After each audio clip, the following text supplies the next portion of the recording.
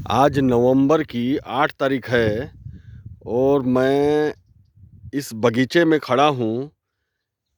ठंडी 4 तारीख तक ठंडी थी नहीं, लेकिन 4 तारीख के बाद से धीरे धीरे मौसम बदलना शुरू हो गया है और उस वजह से आप देखिए कि फसल अभी पूरे रिप्रोडक्टिव स्टेज यानी प्रजनन अवस्था में है, जहाँ फूल और फल अवस्था में है, लेकिन बढ़वार अवस्था अत्यंत कम है। हालांकि अभी जो मिर्ची के रेट है वो 10 से 12 रुपए होने के कारण किसान फल की तुड़ाई में कोई भी रुचि नहीं ले रहा है। फिर भी उसे फसल की अवस्था या और उसका हेल्थ अच्छा रखना अनिवार्य है, ताकि यदि हम 4-5 महीने की बात करें भविष्य में, तो हमें फसल की हेल्थ अच्छी रहने पे हमें आगे आने वाले दिनों में फसल के रेट बढ़ने पर हमें उस फसल से अच्छी कमाई हो सकती है। हालांकि अभी तो मज़दूरों के रेट देखें तो बहुत अधिक है, फिर भी अगर हम तकनीकी रूप से बात करें तो अभी आपको फसल जो है एकदम हरी भरी दिख रही है।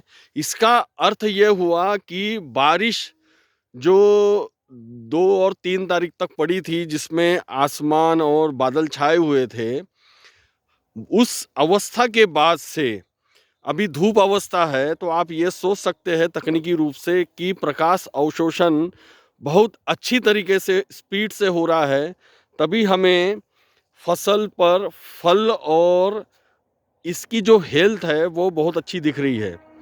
एक बात और यहाँ ध्यान रखने वाली बात है कि हमें वाष्पीकरण, इस पे पर भी ध्यान रखना पड़ेगा, जिसे हम ट्रांसपिरेशन कहते हैं। क्योंकि ट्रांसपिरेशन और प्रकाश अवशोषण, जिसे हम बाद में प्रकाश संश्लेषण भी कहते हैं, फोटोसिंथेसिस, इन दोनों का बड़ा गहराई से संबंध है। जैसे ही प्रकाश अवशोषण होता है, वैसे ही जड़ के तरफ से पानी का अवशोषण पत्तियों की तरफ होता है और पत्तियों से पानी वाष्प के रूप में बाहर निकलना शुरू होती है। यदि यह दोनों क्रिया बहुत अच्छी प्रकार से चल रही है, तो आप इस बगीचे में आप देख रहे होंगे कि फसल की अवस्था और उसकी हेल्थ बहुत अच्छी है। हालांकि 15 अक्टूबर से ब्लैक थ्रिप्स का आने की शुरुआत हो गई है। ब्लैक थ्रिप्स के ऊपर अभी तक कोई किसी भी प्रकार का कोई कृषि रसायन बना नहीं है, लेकिन बारिश के दिनों में ऐसे बहुत से सोशल मीडिया पर प्रचार हुए कि हम ब्लैक थ्रिप्स को भी कंट्रोल कर सकते हैं।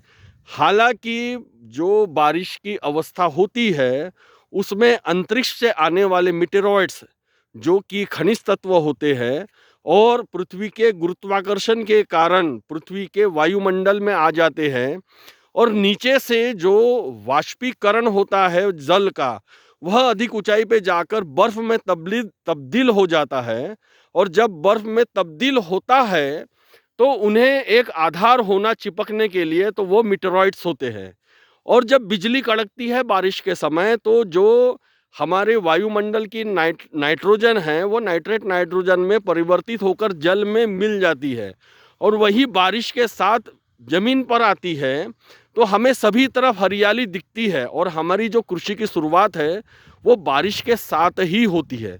लेकिन आज नवंबर है, ठंड की शुरुआत हो चुकी है, और इस वजह से आप देखो फल की अवस्था फूल और फल अवस्था में है, यहाँ ज़्यादा बढ़वार नहीं दिखेगी। लेकिन हमें इसकी हेल्थ रखने के लिए हमें इस पर प्रकाश अवशोषण अधिक से अधिक हो, ताकि इसमें ऊर्जा का संचय अधिक होगा, तो इसमें इम्यूनिटी डेवलप होगी, जो ब्लैक थ्रिप्स को प्रभाव हमारे फसल पर पड़ने नहीं देगी। हालांकि इस फसल पर भी ब्लैक थ्रिप्स है, लेकिन मैंने इसे इम्यूनिटी डेवलप करके कुछ कृषि रसायन का उपयोग करके इसे इस प्रकार हेल्दी रखा हुआ है। हालांकि फल बहुत अधिक है, लेकिन मिर्ची के रेट अधिक न होने के कारण किसान कोई रुचि ले ही नहीं रहा है फसल तुड़ाई पे। यदि आप देखेंगे कि इस फूल पर भी आप देखेंगे तो आपको यहाँ पर ब्लैक थ्रिप्स दिखाई नहीं देगा। हालांकि मैं कोशिश कर रहा हूँ, लेकिन भविष्य में हमको फिजियोलॉजी जो शब्द आता है, प्लांट फिजियोलॉजी, वह समझना बहुत ज़रूरी है। क्योंकि एक वार्षिक या द्विवार्षिक फसल पे, चाहे कोई भी हो, उस फसल पे हमें जहाँ ऋतुएं, मौसम बदलता है, बारिश के मौसम गर्म होता है और जब ठंड का मौसम आता है तो भी हम फसल लेते हैं, उस समय हमें प्लांट फिजियोलॉजी को समझना बहुत ज़रूरी है। और प्लांट फिजियोलॉजी के अंतर्गत ही प्रकाश संश्लेषण और ट्रांसपिरेशन यानी वाष्पीकरण आता है। इन बातों को यदि हम समझ गए तो हम कृषि रसायन का चयन कर सकते हैं। आज मैं देखता हूँ किसान इस पूरे ब्रह्मांड में कृषि रसायन को लेकर ही गुमराह है कि किस प्रकार कृषि रसायन और किसका उपयोग करें कि मैं अधिक से अधिक फसल का उत्पादन ले सकूं और मेरी फसल हेल्दी या स्वस्थ रहे। हालांकि उसके पैसे अधिक से अधिक खर्च हो रहे हैं, लेकिन उसका जो रिज़ल्ट हमें मिल रहा है वो रिज़ल्ट पैसे के स्वरूप में अत्यंत कम है। क्योंकि यदि फसल के रेट कम भी हो, लेकिन फसल का उत्पादन, यदि हेल्थ अच्छी हो तो उत्पादन अच्छा मिल रहा भी हो, तो हमें फसल पे भले ही मुनाफा कम होगा लेकिन होगा। लेकिन आज की परिस्थिति ऐसी है कि हमारा खर्च जो किसानों का है वो बहुत अधिक बढ़ गया है और इस बढ़ने की वजह से हम पर जो है कर्जा बहुत हो गया है और इस कर्ज को हम खेती के जरिए ही चुकाना चाहते हैं, जो कि संभव नहीं हो पाता है। धन्यवाद। पंकज इंगोले, श्री गजानन कृषि केंद्र तारसा, तहसील मौदा, जिला नागपुर, महाराष्ट्र।